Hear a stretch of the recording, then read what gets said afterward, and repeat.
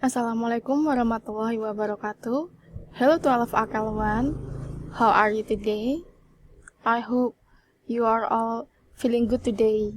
Okay, for continuing our material, in the previous meeting we have discussed about application letter, part of application letter. And now we will still discuss about application letter, but we will learn about the kind of application letter and go on to the resume as well. Okay, let's get started. There are two kinds of application letter or cover letter that you have to know. Yeah, you can take a look your book page 75 until 76. Yeah, the first one that you have to know is conservative style. Yeah, this kind of application letter is ideal for ideal sectors such as business, law, accountancy, and retail. For more creative sectors, a letter like this might be less appealing. Ya, jadi conservative style ini cocok untuk sektor-sektor yang idealis ya, seperti bisnis, akuntansi, dan lain sebagainya. Tapi untuk creative sectors seperti biasanya IT, ini kurang, tipe surat seperti ini kurang menarik. Ya, dan ini biasanya surat yang tertulis. Dan speculative letter to inquire about possible vacancies. You will also need to state the position you are interested, and then ensure you have researched the organization you are applying to and refer to reasons as to why you would like to work for them. Jadi jika yang speculative letter ini biasanya dikirimkan lewat email, ya. Dan what are the differences dari conservative style and speculative letter lainnya adalah jika conservative style itu sudah ada lowongan kerja yang diiklankan. For example, let's say in the newspaper, ya, jadi si pencari kerja ini melamar pekerjaan di perusahaan tersebut sesuai dengan lowongan yang telah ditawarkan dalam iklan tersebut. Jika speculative letter, seperti namanya spekulatif, jadi di sini si pencari kerja ini mencoba untuk melamar pekerjaan di perusahaan tertentu walaupun belum ada lowongan di perusahaan tersebut. Jadi untuk sebagai bahan consideration, ya, pertimbangan si pencari kerja ini agar dapat mengisi lowongan di perusahaan tersebut suatu saat nanti jika ada yang kosong. Begitu ya kira-kira. Dan kalian harus di speculative letter ini mengutarakan kalian pengen di posisi apa, dan yang kedua adalah kalian udah research dulu tentang organisasi di sana dan kenapa kalian ingin jadi bagian dari mereka. Oke. The examples di sini ya. Disclaimer dulu, application letter or letter is flexible.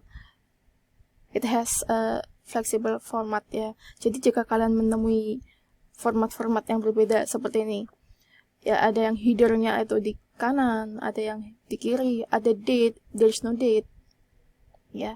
Dan usually in the top of letter there is a name of senders, ya. Tapi di sini tidak ada.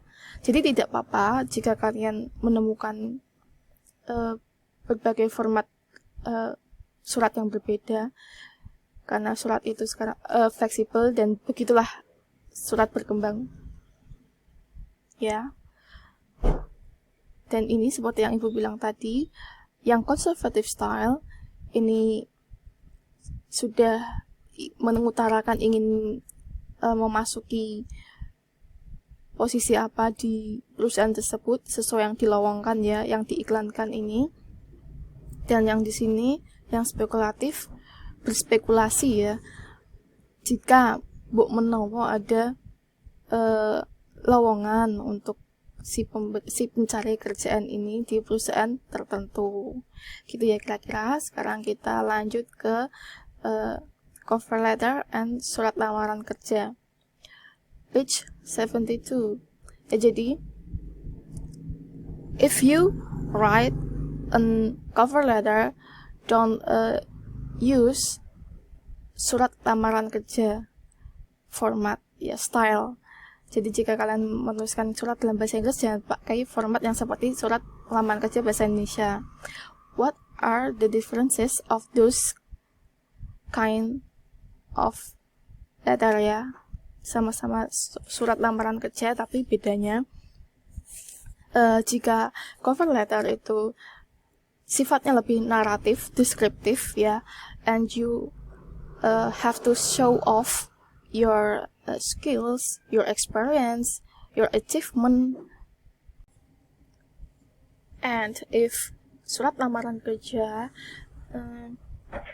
itu more explain about yourself, personal, how you look like, seperti misalkan kamu tangguh, kamu bekerja keras, dan lain sebagainya. Dan the significant difference is pada surat lamaran kerja itu enclosure-nya, attachment-nya itu banyak ya, seperti for example ijazah, foto KTP, dan lain sebagainya. Jika di cover letter biasanya hanya resume, mostly resume, and certificate if it needed. Oke ya, seperti itu. Dan we go on to the resume. Resume, there are two kinds of resume. The first one is chronological resume, and the second one is functional resume. What are the differences? Let's take a look. The first one, the differences is function, in their function ya. In chronological resume itu lebih cocok untuk orang yang sudah punya pengalaman kerja banyak dan konsisten dalam bidangnya. Biasanya ini untuk digunakan untuk naik pangkat ya. Dan how about functional resume? Ini cocok untuk orang yang ingin switch pekerjaannya, pengen mencari bidang lain, atau yang memiliki sedikit pengalaman kerja. Jadi dalam chronological resume itu fokus on bagaimana jenjang karirnya, track recordnya membawa dia hingga saat ini. Dan functional resume fokus on skills ya. Jadi it doesn't matter where or when you got the experience ya. It can be from a certificate atau penghargaan. Jadi tidak harus dari pencapaian kemampuan di functional resume, itu tidak harus dari pengalaman strukturnya. Chronological resume itu pertama dengan diawali dengan list your name, namamu, kontak informasimu, dan objective statement, dilanjutkan dengan objective statement or summary at the top of the page ya. Jadi apa itu objective statement? Itu adalah rangkuman, berupa rangkuman tentang informasi penting jejak karir kalian yang membawa kesan positif. Itu di atas, di paragraf atas. Setelah name and contact information, terus dilanjutkan dengan gambaran pekerjaanmu, track recordnya dari yang paling baru ya, ingat ya, urutannya dari yang paling baru saat ini sampai yang terdahulu. Dan yang terakhir adalah biasanya ada tentang rangkuman pendidikan, sertifikat atau kemampuan kalian apa. Dan kalau di functional resume itu juga sama, begin with your name and contact information, but typically move right into the detailed overview of your professional skills and ability.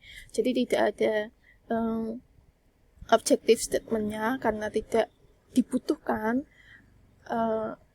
pengalaman kerjanya, tapi yang di sini yang dibutuhkan adalah professional skills apa yang kalian punya gitu ya, kira-kira bedanya chronological resume and functional resume. Dan oke, kita masuk ke useful phrases. Ibu sudah mencantumkan useful phrases for you to write your application letter. Jadi kalian bisa, you can read it by yourself. Ya, di sini sudah Ibu beri. Dan for the assignment, I want you to make your application letter, ya, yang dimana there are 3 important things that you need to write on your application letter. Yang pertama adalah opening, consists of header, ya, date, address to whom, and salutation. Ya, kalian masih ingat di pelajaran di video pembelajaran sebelumnya sudah Ibu bahas tentang ini. And then content or body, you have to write your content briefly and clear, ya. Jadi secara ringkas dan jelas pastinya. Containing information on why you wrote the letter and where the job information was obtained from. Ya, komponen paragraf berisikan kenapa, posisi apa yang ingin kamu lamar, kenapa kamu menulis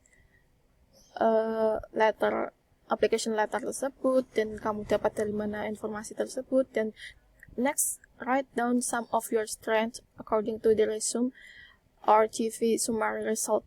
Highlight a personal qualification and experience that are relevant and match the intended position. Ya, jadi di sini adalah you have to show off if you qualified, ya. Jadi di sini kamu menunjukkan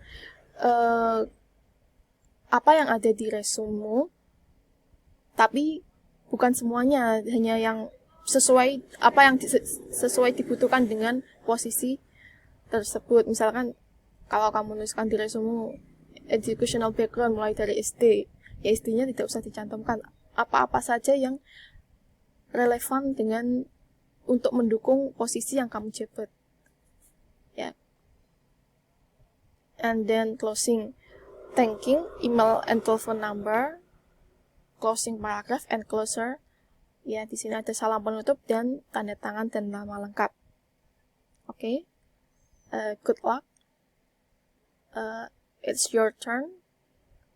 Feel free if you have any questions. Let's discuss on the WA group. Okay, thank you. Wassalamualaikum warahmatullahi wabarakatuh.